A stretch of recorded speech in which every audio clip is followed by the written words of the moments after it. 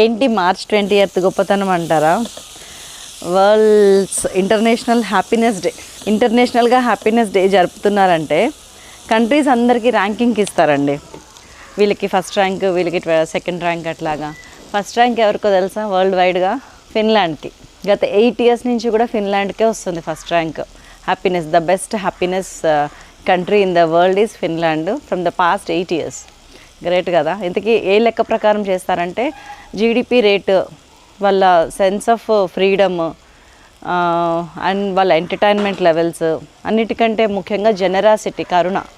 And then దాన్ని ఎట్లా కొలుస్తారు అంటే ఇతరులకు సాయం చేసిన దాన్ని బట్టి కొలుస్తారు బహుశా. అండ్ అన్నిటికంటే ముఖ్యంగా ఇంకొకటి ఏంటంటే కరప్షన్ రేట్.